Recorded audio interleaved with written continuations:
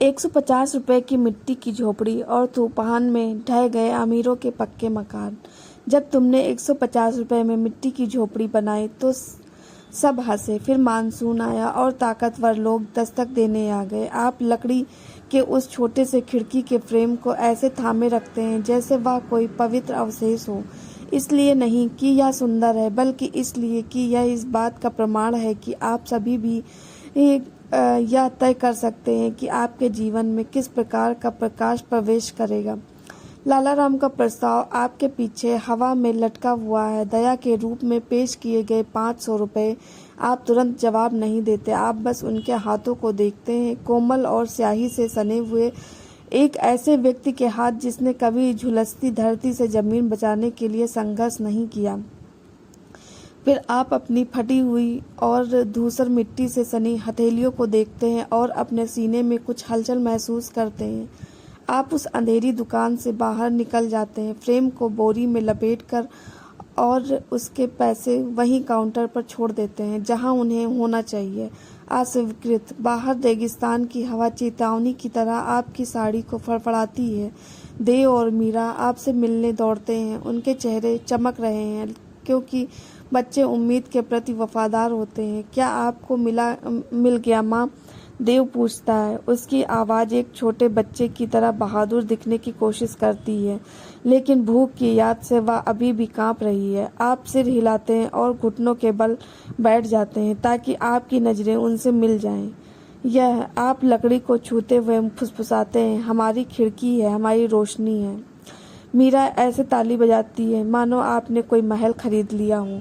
देव ताली नहीं बजाता, वह आपको ध्यान से देखता है क्योंकि उसने वादों को इस आधार पर परखना सीख लिया है कि उनके साथ खाना भी मिलता है या नहीं। आप उसका कंधा थपथपाते हैं। हम यहीं रुकेंगे, आप उससे कहते हैं, और आप इसे देवताओं को आदेश की तरह कहते हैं, न कि इच्छा के रूप में। पृथ्वी मदद करना चाहती है।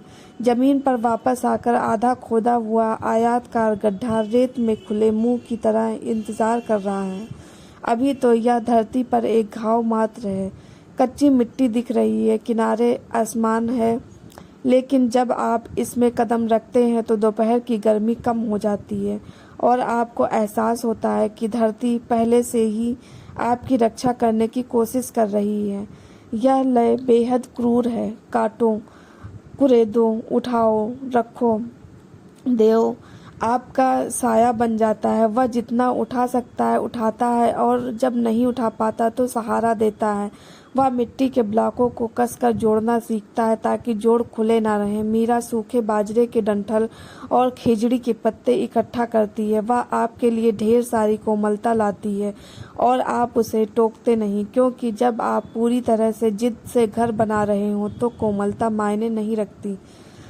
सूरज ढलते ढलते आपके घुटनों में इतना दर्द होने लगता है मानो हड्डियां ही छिद गई हों। हाथों में जलन होती है, लेकिन दीवार अब और ऊंची हो गई है। सुंदर नहीं, सीधी भी नहीं, लेकिन खड़ी है। आप पुराने अनाज के बोरों से निकाली हुई शाखाओं और रस्सियों का उपयोग करके छत के ढांचे को बांधते हैं। आप गड्ढे के ऊपर एक ढांचा बनाते हैं मानो किसी विशालकाय जानवर की पसलियां हों जो आपके बच्चों की रक्षा करेगा। उस रात आप लोहे के तवे पर पतली खिचड़ी पकाते हैं। मीरा कटोरी को गोद में लिए सो जाती है। देव जागता रहता है, विशाल तारों से भरे आकाश को देखता रहता है। माँ, वह फुसफुसाता है, अगर बारिश से इसे बहा ले जाए तो क्या होगा? आप अपनी मिट्टी की दीवारों की धुंधली रूपरेखा को देखते हैं और कहते हैं, तो फिर हम और गहराई तक खोदेंगे प्रवेश। अगले दिन ठाकुर हरनाम सिंह लौट आते हैं। वह चुपचाप आपके गड्ढे के किनारे खड़े हो जाते हैं। वे अपना गला साफ करते हैं। तुम अभी भी यहीं हो, वह कहता है। आप अपने माथे से पसीना और धूल पोंछते हैं। मैंने आपसे कहा था ठाकुर साहब, मेरे हाथ सलामत हैं। वह गड्ढे में उतरता है। उसके भारी जूते ढीली मिट्टी में धंस जाते हैं। वह मिट्टी की दीवार पर अपनी हथेली रखकर उसकी सघनता का परीक्षण करता है। एक क्षण के लिए उसका कठोर चेहरा सम्मान के भाव से नरम पड़ जाता है। यह कम होगा, उन्होंने कहा। गर्मी में निम्न दबाव ठंडा रहता है और तूफान में सूखा रहता है। आप उत्तर देते हैं। वह एक बार सिर हिलाता है, फिर वह अपनी बनियान से कपड़े का एक छोटा सा बंडल निकालकर आपको चौंका देता है। वह उसे आपके पैरों के पास रख देता है, सूखी दाल और नमक। वह रूखे स्वर में कहता है, भाषण मत दो। इससे पहले कि आप उसे धन्यवाद दे सकें, वह चला जाता है। वह भोजन दान नहीं था, यह इस बात की स्वीकृति थी कि आप इस मिट्टी से जुड़े हुए हैं। तूफान और शिकारी।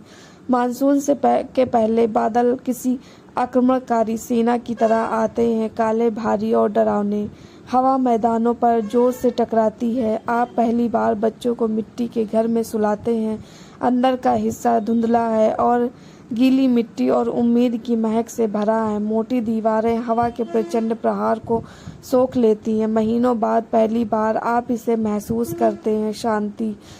आप छोटा सा चूल्हा जलाते हैं, लोहा गर्म होता है और वह छोटा सा स्थान गर्मी को एक रहस्य की तरह अपने अंदर समेटे रखता है। 2 दिन बाद लाला राम अपनी मोटरसाइकिल पर निकलता है। वह आपके घर के चारों ओर ऐसे चक्कर लगाता है जैसे वह अपने पशुओं का निरीक्षण कर रहा हो। तुमने कर दिखाया, वह झुंझुलाहट भरी आवाज में बोला, लेकिन तेज बारिश से यह गड्ढा पिघल जाएगा। अभी बेच दो, मैं तुम्हें 300 रुपये दूंगा। प्रस्ताव कम हो गया, इसलिए नहीं कि वह उदार है, बल्कि इसलिए कि उसे आभास हो गया कि अब आप टुकड़ों से संतुष्ट होने के लिए उतने बेताब नहीं हैं। नहीं, आप उसके और अपने दरवाजे के बीच खड़े होकर कहती हैं, तुम जिद्दी हो। वह ताना मारता है, या तो मौत को दावत देने जैसा है।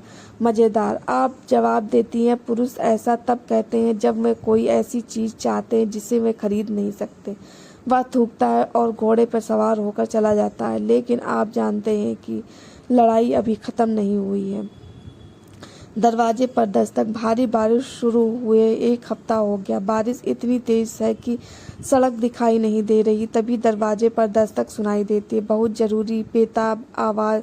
दरवाज़ा खोलते ही आपको गांव का एक आदमी भीगा हुआ दिखाई देता है।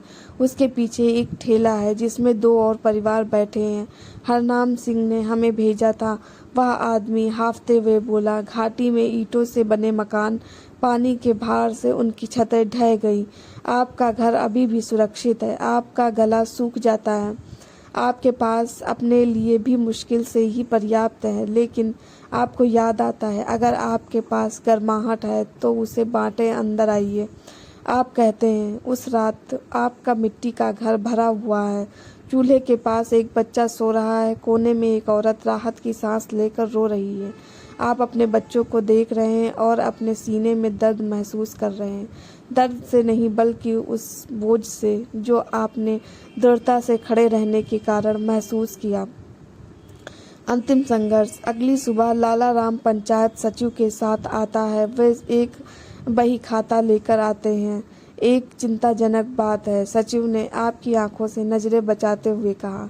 लाला राम का आरोप है कि यह एक उचित आवास नहीं है। आपका कहना है कि आपने कानून के अनुसार जमीन में सुधार नहीं किया है। लाला राम मुस्कुराते हैं। यह एक बिल है, किसी जानवर का बिल। बिल वाली जमीन पर आप दावा नहीं कर सकते। हरनाम सिंह उनके पीछे पहाड़ की तरह खामोश होकर प्रकट होता है। वह आगे बढ़ता है। कल रात जब ईंटों के मकान ढह गए तो उस गड्ढे ने एक गांव के बच्चे की जान बचाई। सचिव असहज महसूस करते हुए हिलता है। वह घर, वेंटिलेशन से निकलते धुएं और आपके पीछे खड़े ग्रामीणों की भीड़ को देखता है। वे लोग जिन्हें आपने शरण दी थी। वह अपना बहीखाता बंद कर देता है। घर अभी भी खड़ा है। सचिव ने घोषणा की, दावा वैध है। यह मामला यहीं समाप्त होता है। वापसी। जब आखिरकार सूरज निकलता है तो रेगिस्तान रातों रात हरा भरा हो जाता है। आप बेकार लकड़ियों से बने अपने छोटे से बरामदे पर बैठे हैं। तभी आप उसे देखते हैं, अर्जुन। वह धीरे धीरे चलता हुआ आता है, दुबला पतला और टूटा हुआ सा दिखता है।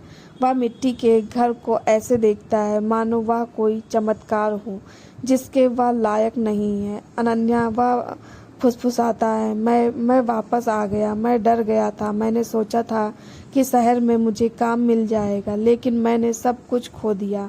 मुझे लगा था कि तुम जमीन बेचकर अपने पिता के पास वापस चली जाओगी आप उसे देखते हैं और उस खालीपन को महसूस करते हैं जहाँ कभी विश्वास रहता था।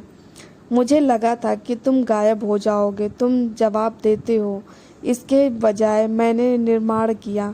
वह कांपते हाथों से आगे बढ़ता है। मुझे घर जाने दो, मैं छत ठीक कर दूंगा, मैं इसे बेहतर बना दूंगा। आप देव को देखते हैं जो सीधे खड़े हैं और मीरा को जिन्होंने आपका हाथ पकड़ रखा है।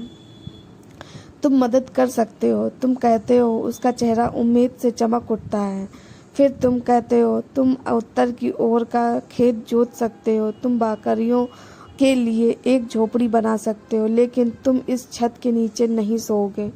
अर्जुन छेप गया। अनन्या, नहीं, आप कहते हैं यह घर उन लोगों ने बनाया था जो यहाँ रहे। आप चले गए, वे नहीं गए। साल बीतते जाते हैं। वह 150 रुपए की मिट्टी की झोपड़ी धीरे धीरे बड़ी होती जाती है। फसल बेहतर होने पर आप उसमें पत्थर के कमरे जोड़ते जाते हैं, लेकिन आप उस मूल कमरे को कभी नहीं तोड़ते। वह कमरा जो ज़मीन में खोदा गया था। अब गांव वाले हंसते नहीं हैं, वे आपको भू माता कहकर पुकारते हैं, धरती की माता। आपने कोई आलीशान महल नहीं बनाया, आपने उससे भी मजबूत कुछ बनाया। एक ऐसी जगह जहां सर्दी और बारिश आपके बच्चों के दिलों तक ना पहुंच सके। और जब भी आप लाला राम की दुकान के पास से गुजरते हैं तो वह नज़रें फेर लेता है, क्योंकि वह जानता है कि बाकी सबने क्या सीखा। आपने सिर्फ एक घर नहीं बनाया, आपने उसी मिट्टी से एक साम्राज्य खड़ा किया जिसे लोग आपको दफनाने वाली मिट्टी समझते थे। दोस्तों, आपको ये कहानी कैसी लगी कमेंट करके ज़रूर बताना। हमारे चैनल पर नए हैं तो चैनल को सब्सक्राइब करना। धन्यवाद।